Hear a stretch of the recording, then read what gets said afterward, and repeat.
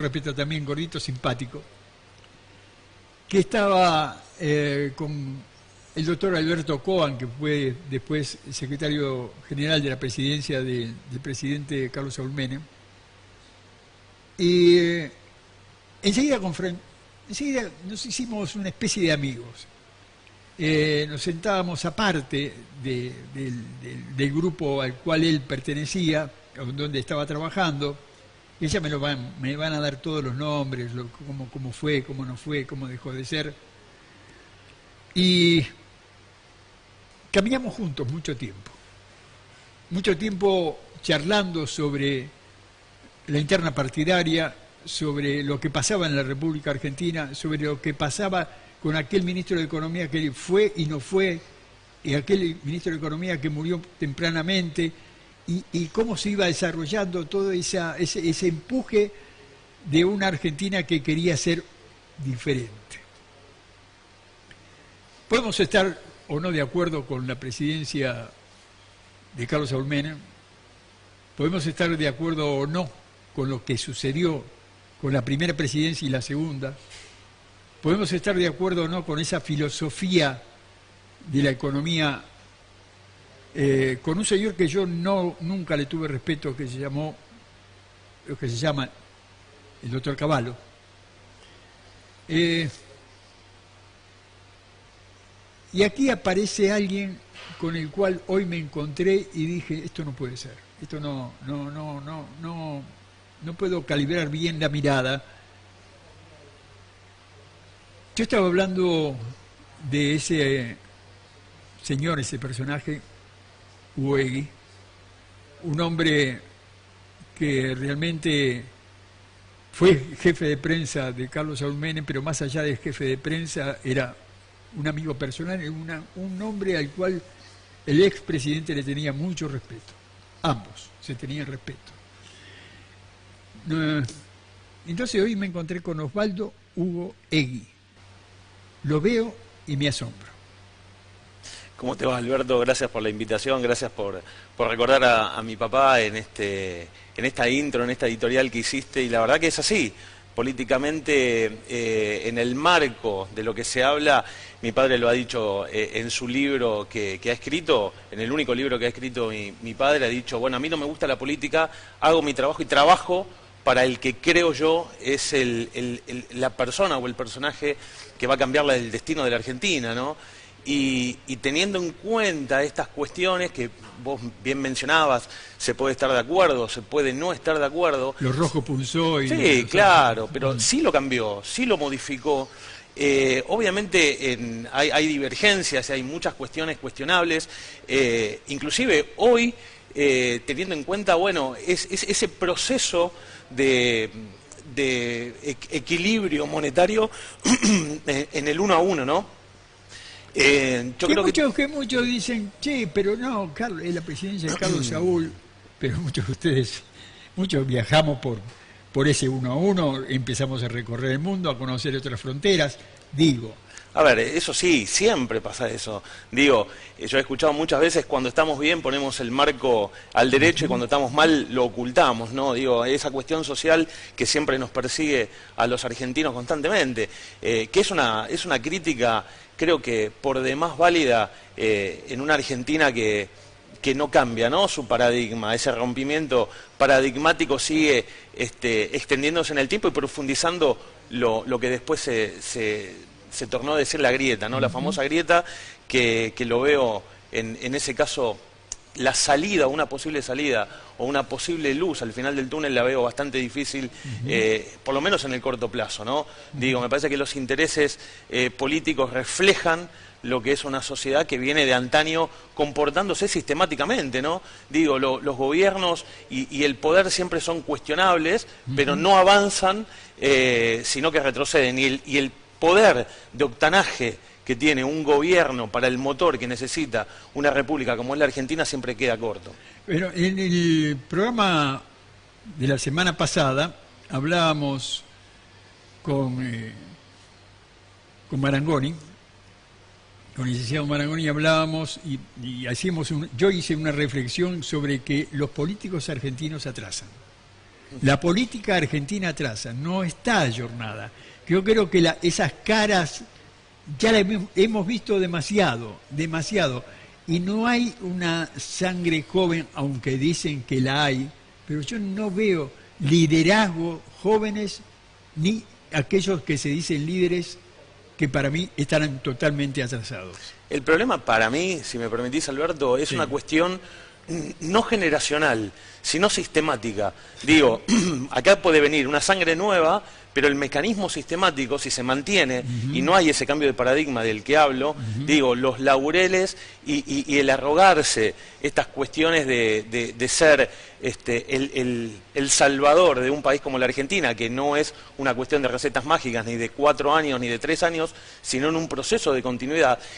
Digo, Kant filosóficamente hablaba de que los paradigmas o las invenciones que puedan llegar a surgir a través del tiempo, los aportes van a estar dados en diferentes personas que cada uno, bueno, va a aportar ese paradigma para llegar a un fin común con un beneficio global. Bueno, acá no lo estamos viendo, acá queremos o tenemos la esperanza como sociedad de que en 4 años una persona o un grupo de personas pueda sacar adelante un país tan complejo como este, ¿no? Económicamente, digo, tengo 45 años y desde que soy chico vengo escuchando las mismas cuestiones de siempre. Yo tengo algunos más y siempre vengo escuchando por eso lo mismo. Digo, entonces, vengo sufriendo lo mismo, ¿no? Digo, entonces, el pensamiento, ¿cuál debería ser?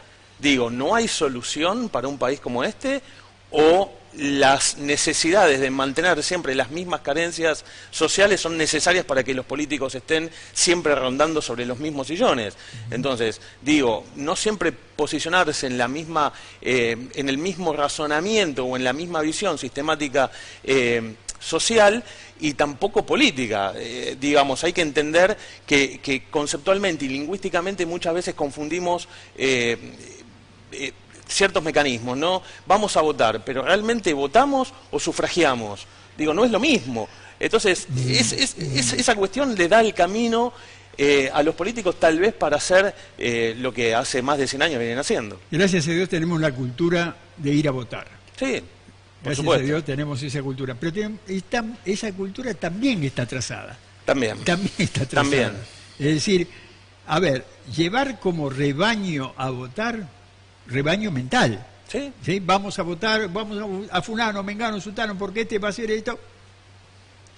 Pasan los años y nada de eso es verdad. No, no solamente no es verdad, sino que, vuelvo a decir, y volvemos a lo Ojo, mismo. sigamos votando, por favor, Sí. pero sepamos lo que vamos a hacer, pensemos, analicemos nuestro voto.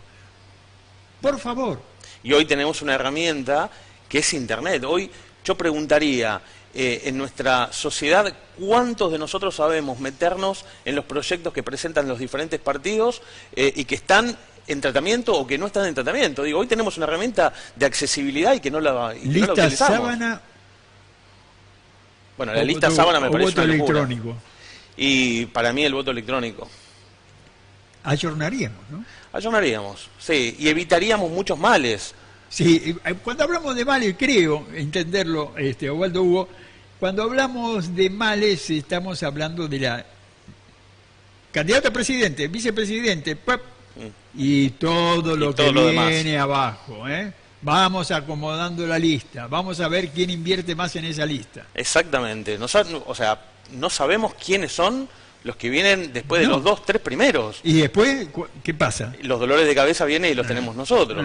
Entonces, eso repercute en la economía, en la cultura, en la educación. Digo, siempre volvemos al mismo estandarte del discurso político cada 4 años, ¿no? Ahora, ¿cómo nos curamos de esto?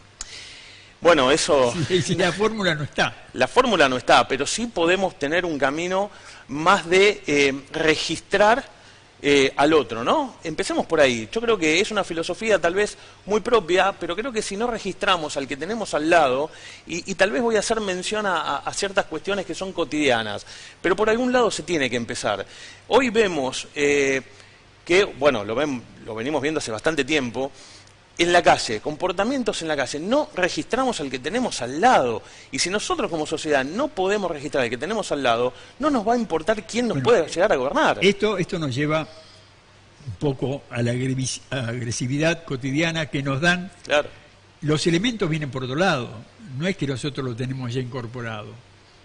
Cuando tenemos necesidades, no nos alcanza el sueldo, no nos alcanzan los alimentos, cuando abajo están más pobres que nunca, Sí. cuando no hay soluciones, tenemos una pandemia, bueno, ya estamos en una etapa que podemos ir pensando de qué manera empezar a dar líneas de trabajo para que esto no siga sucediendo, porque si no, la agresión, como allá en la época de la Revolución Francesa, de abajo hacia arriba. Exactamente, eso es lo que te iba a decir. Creo que este cambio no va a surgir de la clase política a la sociedad, sino que de la sociedad va a surgir a la clase política. La sociedad hoy está harta, y lo viene manifestando, de cualquier estandarte social, está harta. La pobreza, la marginalidad, no nos olvidemos, porque hoy tenemos una clase alta, muy reducida, que concentra el poder económico, tenemos una clase media cada vez más debilitada, tenemos la clase pobre, pero también tenemos la clase marginal, que surge a través de la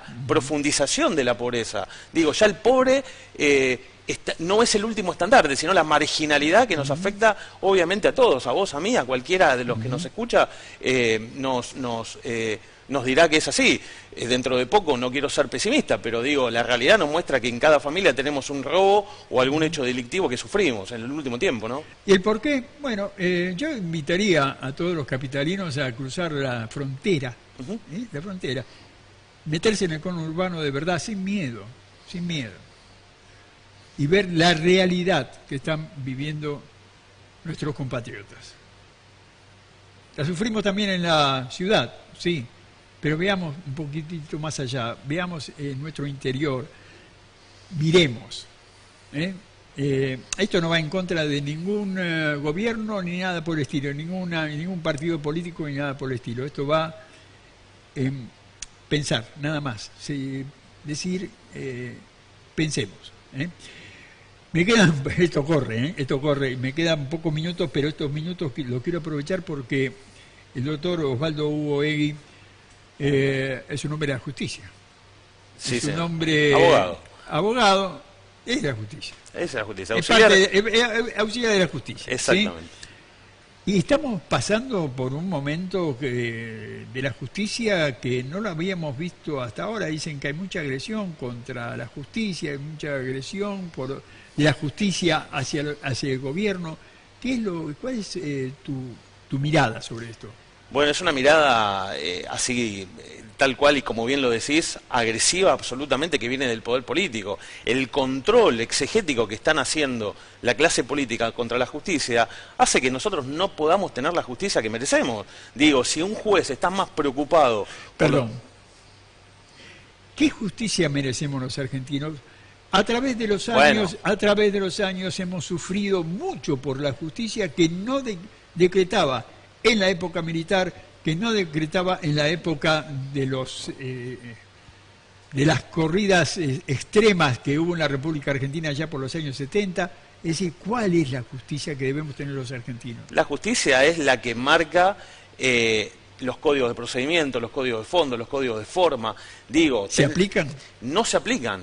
Un juez hoy, es como reciente que te decía, ¿no? Un juez hoy está más preocupado por los achaques políticos que por resolver, más allá de que periféricamente tenemos esos intereses que pueden ser económicos, de seducción, esos, como decía el fiscal Delgado, esos agujeros en la membrana que hacen que entren cuestiones que no tengan que ver con la justicia y que condicionen las sentencias. Entonces, esto también tiene que ver con eso. La libertad no puede ser plena, pero también el condicionamiento a un juez tampoco puede ser tan hermenéutico, puesto la lupa a ver si funciona bien o si funciona mal. Hace pocos días hubo alguien de la política que dijo que el Congreso debería controlar la función de los jueces. Digo, estamos entendiendo que el Poder Legislativo tiene que inmiscuirse en los asuntos judiciales y estamos en una república donde hay división de poderes. Esto no quiere decir que no haya control entre los niveles institucionales, pero no podemos decir o se transforman o se van. Digo, una frase lapidaria que genera y profundiza una grieta y que en definitiva quien lo padece va a ser doña Rosa en la casa cuando busque algún tipo de justicia que va a estar condicionada. Digo, hoy alguien que está procesado y puede ser o no condenado, lo tenemos que entender como eso. Eso es la justicia. Y lamentablemente hoy en la sociedad, cuando se pide justicia, nos está pidiendo otra cosa que venganza. Las venganzas en la política se leen de una manera. ¿La venganza en la justicia tiene la misma lectura? A mi entender no. Sí, a ver. A mi entender no. Digo, la venganza hoy es ese hartazgo social que se tiene respecto de la inacción judicial. Digo, si no tenemos justicia, bueno, no vamos a esperar estar -10 en un nivel donde esperamos un resguardo y una tutela institucional, no la tenemos, bueno, estamos hartos, queremos venganza. Una a nuestro favor, que venga una a nuestro favor, ¿no? Y eso implica justicia por mano propia, bueno, toda la agresividad que nosotros estamos viendo hoy. Creo que no podemos caer en eso, ¿no? Creo que las instituciones están para ser respetadas, no es que creo, tienen que ser respetadas, y el poder político concentrarse en lo que realmente refiere a las necesidades sociales, de interés social, y la justicia que actúe bajo los controles necesarios que tiene que tener, pero libre de los achaques. Yo sé que es una utopía lo que estoy diciendo, porque hoy en una guerra política judicial como la que se está viviendo, creo que va para larga data, ¿no? Tenemos y necesitamos jueces con suficiente coraje para llevar adelante y sobrepasar esas barreras. Bueno, esto va a sucederá quizás, y se va a extender para mí esta lucha, porque créase o no, vamos a elecciones, ¿sí? Será en noviembre, las PASO, ¿qué pasará con las PASO? ¿Qué sucederá? No sé, pero esto es parte de lo que se viene para el mes de noviembre, la lucha por el Poder Judicial, la lucha por el poder económico, exacto, la lucha por la grieta, esa grieta que va y viene.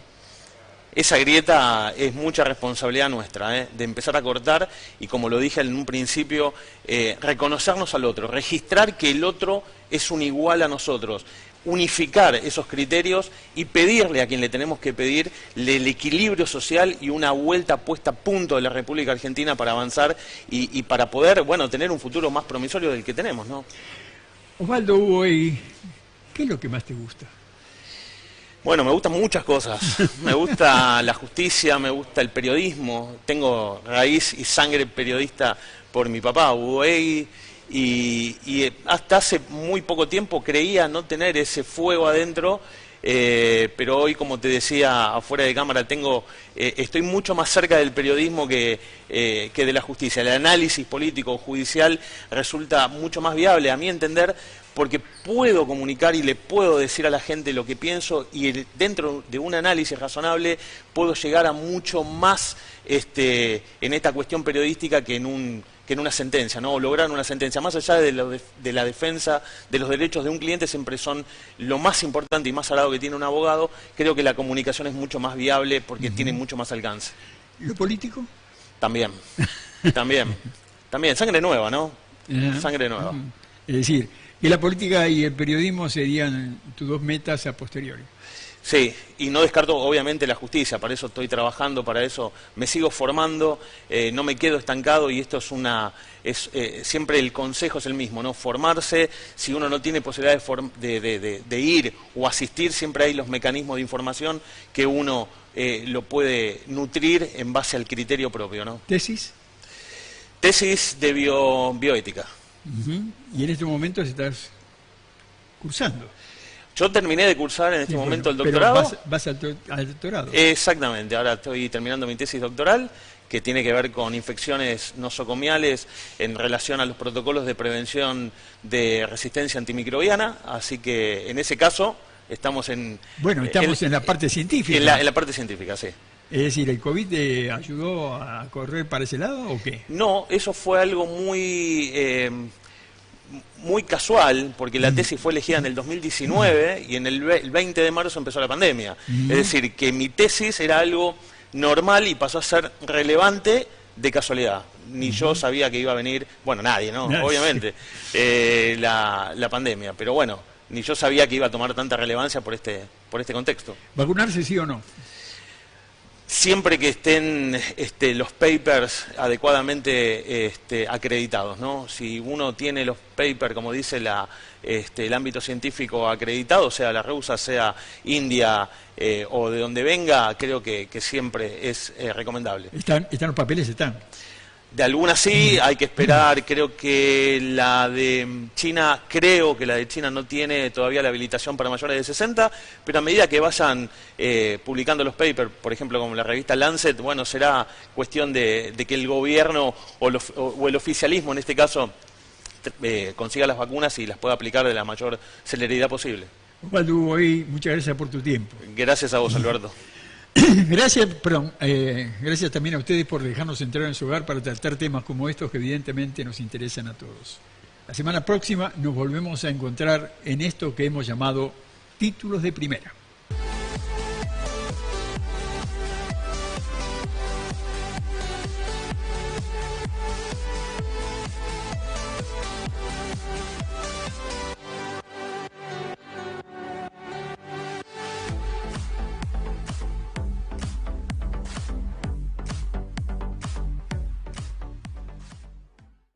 ANDAR, obra social de viajantes vendedores de la República Argentina. Planes de salud para empleados en relación de dependencia, monotributistas y particulares. Solicita un asesor comercial al 0810-345-0184. Calidez. Elegancia. Atención al detalle y servicio personalizado. Lo invitamos a disfrutar de este microclima que logramos construir en el corazón de Buenos Aires.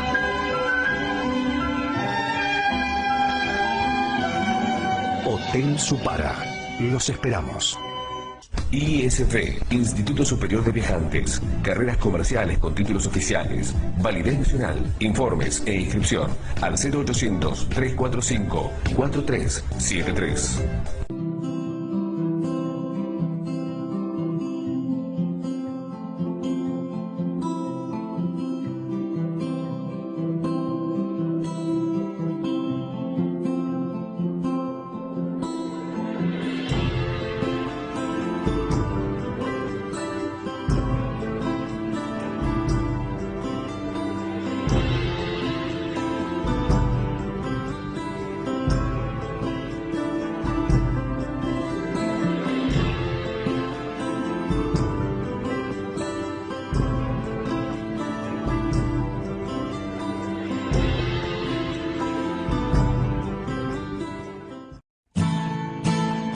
Hotel Udrasazo, todo el año te espera en Punta Mogotes, Mar del Plata.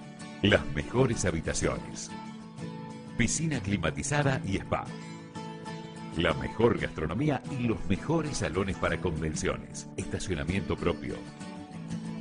Hotel Udrasazo.